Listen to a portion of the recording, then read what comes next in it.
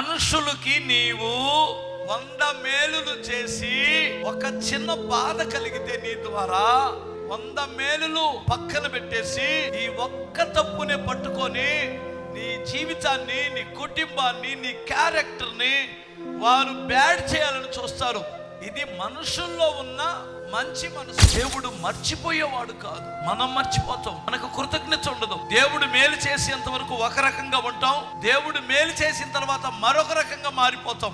ఆపదలో ఒక రకంగా ఉంటాం, ఆపద తీరిన తర్వాత మరొక రకంగా మారిపోతాం. మనల్ని దేవుడు ఎంతగా హెచ్చించాడో, 100 మేలులు చేసినా ఒక చిన్న నష్టం వస్తే ఏ దేవుడని తుస్కారంగా మాట్లాడేస్తాం. కానీ దేవుడు అలా మన జీవితంలో మనం ఎన్ని తప్పులు చేసినా చేస్తున్న ఒక్క ఉపకారం ఉందే దేవుని కొరకు. దేవుని కొరకు ఒక మంచి మనసు ఉందే, దేవుని కొరకు ఒక మంచి బుద్ధి ఉందే, దానిని బట్టి పైకి లేపుతాడు.